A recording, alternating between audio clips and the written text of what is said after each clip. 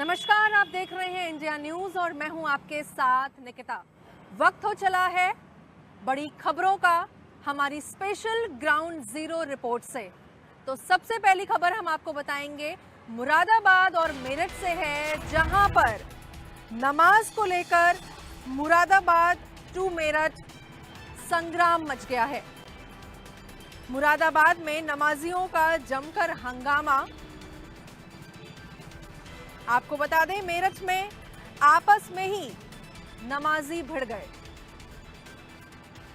और बवाल के दौरान ताबड़तोड़ फायरिंग भी देखने को मिली।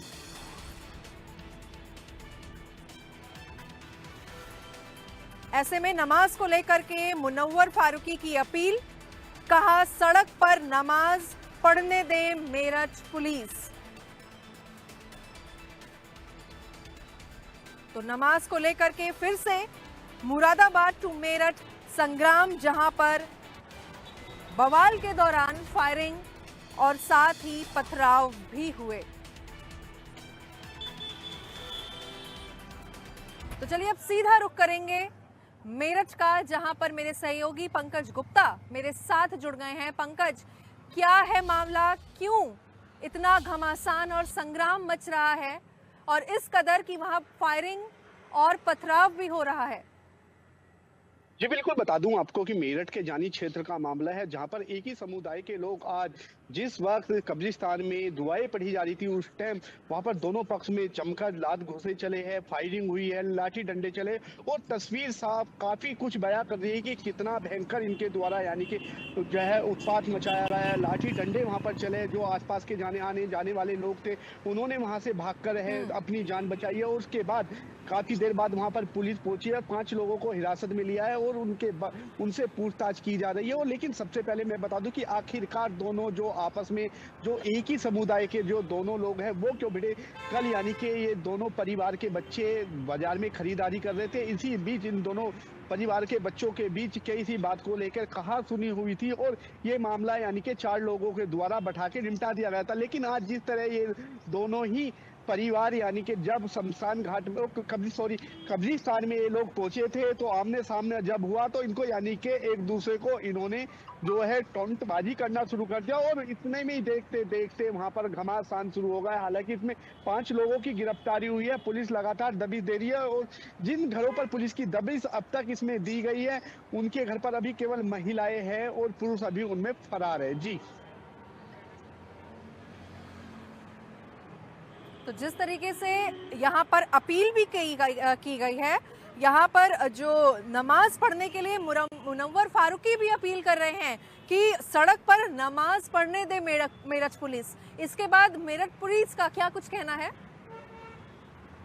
बिल्कुल, लगातार क्योंकि पिछले 3 दिन पहले मेरठ पुलिस ने बिल्कुल साफ कर दिया था। मेरठ पुलिस का ने कह दिया था कि इस बार यानी कि कोई भी नमाजी सड़क पर नमाज नहीं पढ़ेगा, क्योंकि पिछली बार 200 नमाजियों के खिलाफ मेरठ पुलिस ने मुकदमा दर्ज किया था और इस बार पुलिस ने बिल्कुल साफ तरीके से कह दिया था कि अगर कोई सड़क पे नमाज पढ़ता पाया गया तो उसका पासपोर्ट वो निरस्त किया जाएगा, तमाम उस पे जो है पुलिस की तरफ से कार्रवाई की जाएगी। तो इसको लेकर जो है अब अलग अलग बयान आने शुरू हो गए थे कि जो है मुस्लिम जो है यानी कि साल में एक ही बार उनका त्योहार आता है, उनको सड़क पे नमाज पढ़ने देनी चाहिए। और आज मेरठ में इस चीज को लेकर यानी कि नमाज के बाद प्रदर्शन भी हुआ था। उन्होंने कहा कि जो हिंदू है उनकी जो यात्रा है वो भी सड़क पर निकलती है, यानी कि होली वो भी सड़क पर खेली जाती है। तो तमाम तरह तरह की चीजें अब सामने आने लगी है। जी, बहुत शुक्रिया पंकज हमारे साथ जुड़ने के लिए। आगे की अपडेट के लिए फिर से हम आपका रुख करेंगे। फिलहाल के लिए शुक्रिया।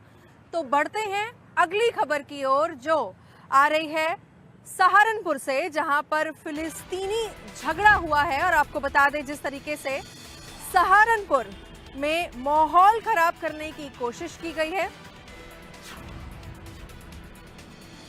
नमाज अदा होने के बाद जाम लगाने की कोशिश की गई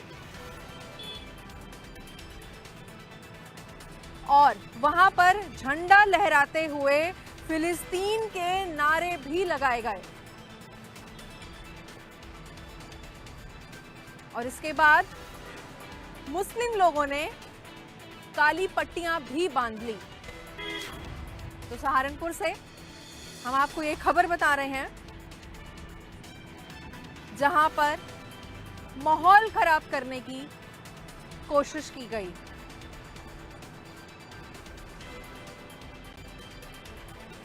झंडा लहराते हुए फिलिस्तीन के नारे भी लगाए गए और इतना ही नहीं, मुस्लिम लोगों ने काली पट्टियां भी बांधी। सहारनपुर से आप ये खबर अपनी टीवी स्क्रीन पर देख रहे हैं जहां पर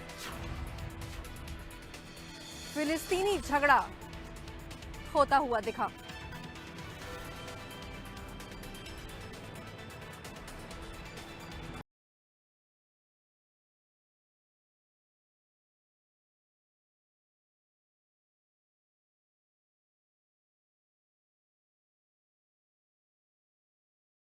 पहले सहारनपुर में माहौल खराब करने की कोशिश की जाती है और उसके बाद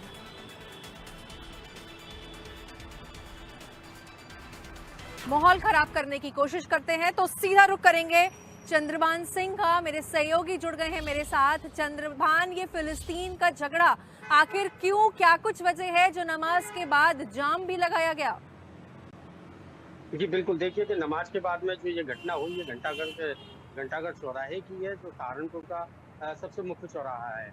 और यहाँ से जो है, जो अम्बाला रोड पर जो ईदगाह है, वहाँ से ये सभी नमाजी अपने नमाज पढ़ के आ रहे थे। हालांकि टुकड़ियों में ये लोग आए और टुकड़ियों में आने के बाद में और अलग अलग जगहों से धीरे धीरे करके ये लोग इकट्ठा हुए और देखते ही देखते सैकड़ों की संख्या में लोग इकट्ठा हो गए। और जहाँ पर इनके हाथ में पहले से जैसे प्री प्लानिंग के तहत ये जो झंडा लेकर आए थे और जो है उसको जो है लहराते हुए और पूरे वहाँ पे जो है देश विरोधी नारे लगाए गए और साथ ही जो है फिलिस्तीन के लिए भी यहाँ पे नारे लगाए गए और जो है फिलिस्तीन का जो झंडा है वो फहराया गया। और साथ ही यहाँ मैं बता दूं कि इमरान मसूद जो सांसद है, उनके खिलाफ भी यहाँ पे नारेबाजी की गई। यहाँ पे कुछ लोग थे, हालांकि जो है कुछ लोग थे जो इस माहौल को खराब करने की फिराक में थे, जिसमें जो है उनका साथ जो है और भी लोगों ने वहाँ पे दिया। और क्योंकि घंटाघर की ये घटना है, हालांकि जो है इस मामले को इस चीज को जो है यहाँ के जो लोग हैं, जो खुद जो नमाजी जो लोग थे, उन्होंने भी इस चीज को कैमरों में अपने कैद किया तो इसकी वीडियो भी बनाई। हालांकि कुछ वहाँ पे कुछ और भी लोग थे, उन्होंने वीडियो बनाई। ये घटना पूरी सीसीटीवी कैमरे में कैद हो गई। हालांकि अब जो पुलिस अभी जो है इस मामले में अभी जांच की बात कह रही है कि जो इस पूरे मामले की जांच की जा रही है और जांच के बाद में जो भी तथ्य सामने आएगा उन लोगों के ऊपर कार्रवाई की जाएगी और उनको डिटेक्ट किया जाएगा कि आखिर ये लोग कौन थे और उनके पास ये झंडा कहाँ से आया, किस तरह से ये प्री प्लान चल रहा था और कितने दिनों से प्लानिंग चल रही थी। हालांकि जो है ईद को लेकर और रमजान को लेकर जो है लगातार जो जिला प्रशासन और पुलिस प्रशासन के द्वारा शांति समिति की यहाँ पे बैठक की जा रही थी और जगह जगह जो है अलग अलग मोहल्लों में, अलग अलग थानों में इनकी मीटिंगें हुई हैं, जिसमें ये कहा गया कि जो शासन के जो निर्देश हैं उसी तरह से नमाज पढ़ी जाए। जैसे कि सड़क पे नमाज नहीं पढ़ी जानी चाहिए और जो है और जो नमाज है उसको सड़क पे ना पढ़ के जो है शांति सौहार्द के साथ में इस त्योहार को मनाया जाए। क्योंकि जो है जिस दिन जो है नमाज पढ़ी जानी, यानी कि जिस दिन ईद है, उस दिन जो है नवरात्रि भी वहाँ पे चल रहे होंगे। तो दोनों जो धर्म हैं वो एक दूसरे का जो ख्याल रखें और इस चीज को जो है किसी भी इस तरह की जो घटना को ना अंजाम दिया जाए। लेकिन यहाँ पर जो फिलिस्तीन के जिस तरह से झंडे लहराए गए और जो है फिलिस्तीन के लिए फिलिस्तीन जिंदाबाद के जैसे नारे लगाए गए, तो वो कहीं ना कहीं जो ये दर्शाता है कि इसके पीछे कहीं ना कहीं प्लानिंग पहले से चली आ रही थी और जो इस चीज को जो खराब करने का माहौल तैयार करने की कोशिश की जा रही थी। ठीक है चंद्रभान, बहुत शुक्रिया हमारे साथ जुड़ने के लिए। आगे भी आपसे जानकारी लेते रहेंगे। तो चलिए अब रुख करते हैं अगली बड़ी खबर का। हमीरपुर से अगली बड़ी खबर है, जहां पर आपको बता दें हमीरपुर में इंडिया न्यूज की जो खबर है उसका असर देखने को मिला, जहां पुलिस ने महिला को गिरफ्तार किया और साथ ही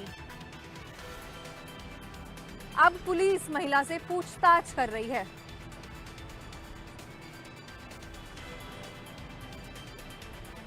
महिला की मानसिक स्थिति खराब बताई जा रही है और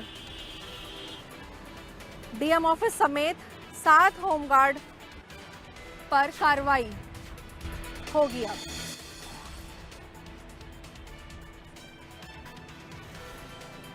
तो हमीरपुर से ये खबर आप अपनी टीवी स्क्रीन पर देख रहे हैं इस वक्त।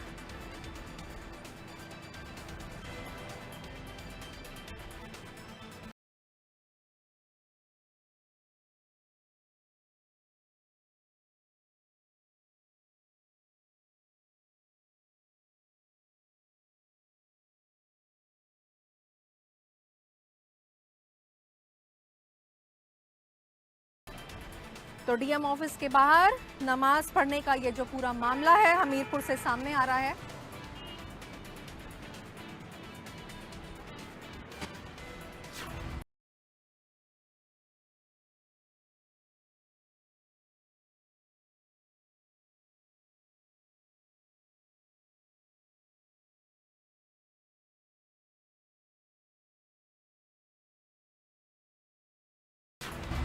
तो चलिए अब सीधा रुख करेंगे वीर धनंजय का, हमारे साथ जुड़ गए हैं। आपको बता दें वीर, क्या है पूरा मामला?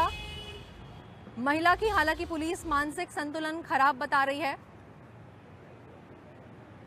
जी, आपको बता दें पूरा ही मामला हमीरपुर जिलाधिकारी कार्यालय के बाहर का है, जहां पर आज नमाज अदा करने के दौरान एक महिला ने जिलाधिकारी कार्यालय के बाहर ही नमाज अदा कर दी और नमाज अदा करने के बाद जो वहां पर खंबे बने हुए थे उन खंभों को भी बकायदा गले लग के उनको नमाज अदा की, जिसके बाद जिसका पूरा वीडियो सोशल मीडिया पर वायरल हो गया और वीडियो के वायरल होते ही पूरे जनपद में सनसनी फैल गई। और वहीं जिला प्रशासन ने भी मामले का संज्ञान लेते हुए तुरंत ही महिला के खिलाफ कोतवाली में मामला दर्ज कराया और महिला को गिरफ्तार भी कर लिया गया है। बताया जा रहा है कि महिला 5 साल से मानसिक विक्षिप्त है और उसका इलाज भी चल रहा है। वहीं पूरे मामले में जो कलेक्ट्रेट में तैनात होमगार्ड थे, 7 होमगार्डों के खिलाफ निलंबन की कार्रवाई भी की गई है। जी,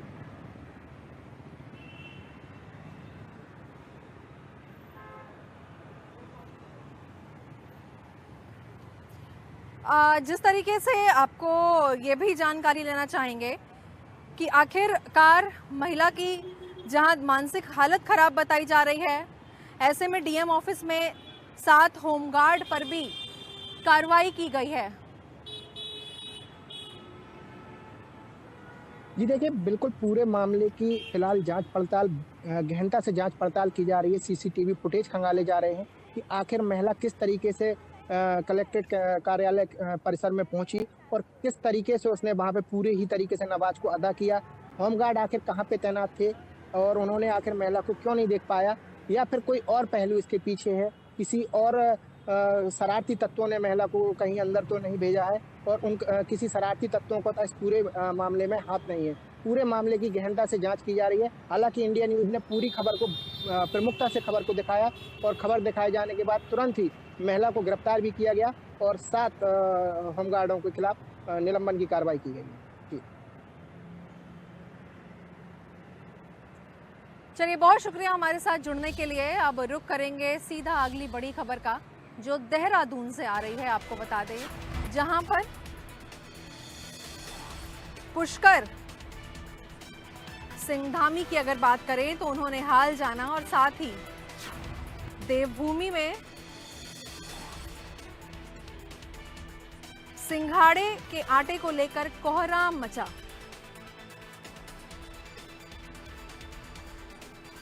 मिलावटी आटा खाने से 200 लोग बीमार हो गए हैं। हालांकि इन सब के बीच मुख्यमंत्री धामी ने बीमार लोगों का हाल जाना और साथ ही आपको बता दें कि सहारनपुर से जो आटा है उसकी सप्लाई की गई थी। और इन सब के बीच सहारनपुर प्रशासन ने कई दुकानों को सील कर दिया है। देहरादून से बड़ी खबर दिखा रहे हैं आपको, जहां पर सिंघाड़े के आटे से कोहराम मच गया और साथ ही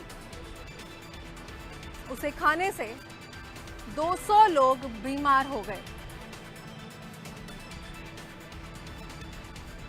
इन सब के बीच में मुख्यमंत्री पुष्कर सिंह धामी ने लोगों का हालचाल भी जाना।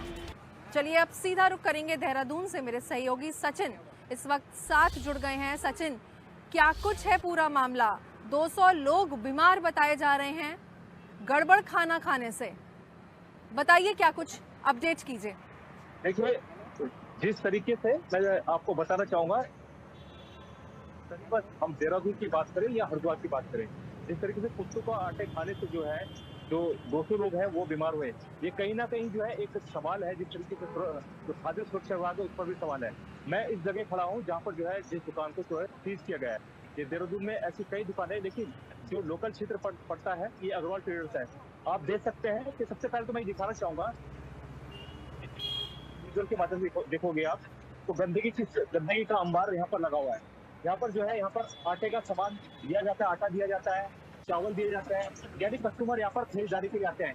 लेकिन जो खाद्य सुरक्षा जो विभाग है उसकी लापरवाही कितनी बड़ी है, क्योंकि ये राजधानी है, ये देहरादून है, लेकिन क्या खाद्य सुरक्षा विभाग को यहाँ के जो ट्रेडर्स हैं या जो बिक्री करते हैं उनके बारे में मालूम नहीं है? क्योंकि यहाँ से थोड़ी दूरी पर जो है विधानसभा भी पड़ता है, नेहरू कॉलोनी थाना भी पड़ता है। तो आप देख सकते हैं कि कितनी बड़ी लापरवाही आप देख सकते हैं कि विजुअल के माध्यम से मैं अपने स्क्रीन से कहना चाहूंगा कि दिखाएं कि यहाँ पर देखिए, आप देख सकते हैं कि किस प्रकार से ये जो स्टोर है इसमें गंदगी कितनी है। आप देख सकते हैं किस तरीके से गंदगी है। और ये सप्लायर जो है यहाँ से लोगों को आटा सप्लाई करते हैं, दाल सप्लाई करते हैं। आप देख सकते हैं कि ये जो लोग हैं ये लोगों की जिंदगी के साथ जो है खिलवाड़ कर रहे हैं। तो कहीं ना कहीं एक अहम सवाल है। और साथ ही जो है मुख्यमंत्री ने साफ तौर से निर्देश दिए हैं कि जो दोषी है उनके खिलाफ कार्रवाई की जाएगी। करीबन जो 22 दुकानें ऐसी है जिनको सीज कर दिया गया है। ठीक है सचिन, बहुत शुक्रिया हमसे ये ताज़ा अपडेट साझा करने के लिए। आगे अपडेट के लिए फिर आपके साथ जुड़ेंगे, फिलहाल अभी के लिए शुक्रिया। तो अब सीधा रुख करते हैं आजमगढ़ का, जहां से अगली बड़ी खबर आ रही है। थाने में युवक की संदिग्ध परिस्थितियों में मौत हो गई है और ऐसे में गुस्साई भीड़ ने थाने के सामने प्रदर्शन किया, प्रोटेस्ट किया। आपको बता दें कि युवक ने बाथरूम में नाड़े से की आत्महत्या और इस पूरे मामले पर 3 पुलिस कर्मियों पर गिरी गाज। आजमगढ़ से ये बड़ी खबर आप देख रहे हैं अपने टीवी स्क्रीन पर, जहां युवक की थाने में संदिग्ध परिस्थितियों में मौत हो गई है।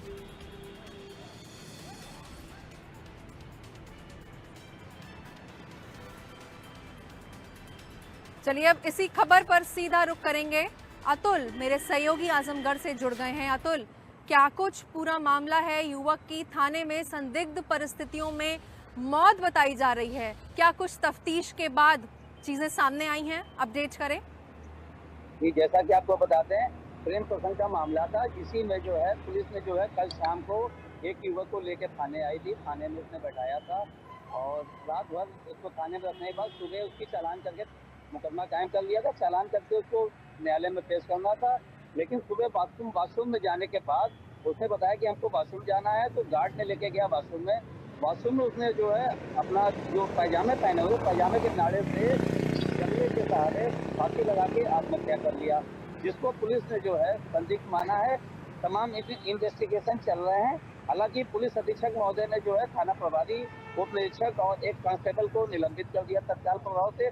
जांच चल रही है, पोस्टमार्टम करा लिया गया है। पोस्टमार्टम करने के बाद परिजनों को डेड बॉडी सुपुर्द कर दी गई है।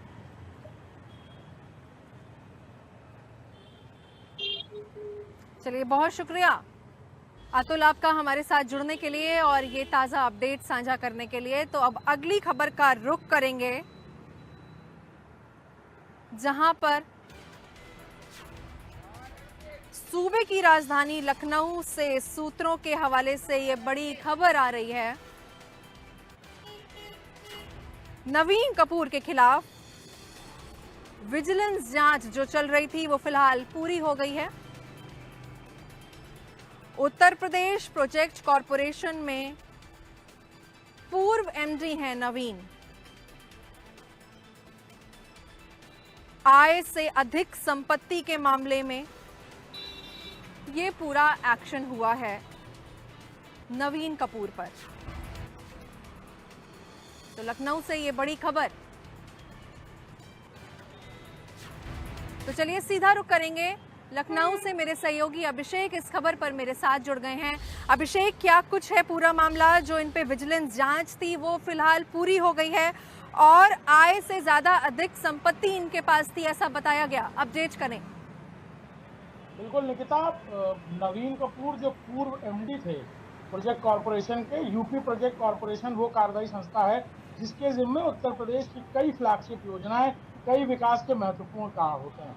और ऐसे में नवीन कपूर नियमों को ताक पे रखकर पहले तो उन्हें एमडी बनाया जाता है और फिर उन पर तमाम आय से अधिक संपत्ति के आरोप लगते हैं। विभाग में भी अर्हता न पूरी करने के बावजूद जो ईसी या कहा जाए किसी वरिष्ठ अधिकारी का पद होता है, यानी सीधे तौर पर प्रमुख सचिव जैसे अधिकारियों के लिए एडिशनल चार्ज में एमडी का पद होता है जो एक महत्वपूर्ण पद है, उस पर पदासीन एक इंजीनियर कहाँ कैसे यहाँ तक पहुँचे ये विषय अलग है। लेकिन हाँ, ये बड़ी बात है कि इसके बावजूद उन पर आय से अधिक संपत्ति के मामलों को लेकर तमाम आरोप लगते रहे और जिसके बाद विजिलेंस ने उनकी जांच शुरू की।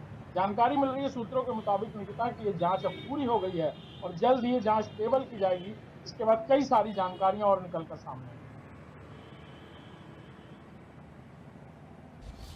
बहुत शुक्रिया अभिषेक। तो आप सुन रहे थे लखनऊ से मेरे सहयोगी अभिषेक को, जो आप तक पूरी अपडेट इस खबर पर बता रहे थे। तो आज के लिए फिलहाल हमें इजाजत दीजिए, मुझे और मेरी टीम को एक बार फिर से। हम कल फिर आपके सामने हाजिर होंगे अपनी स्पेशल ग्राउंड जीरो रिपोर्ट लेकर। देश और दुनिया से जुड़ी खबरों को जानने के लिए देखते रहिए इंडिया न्यूज़ उत्तर प्रदेश उत्तराखंड।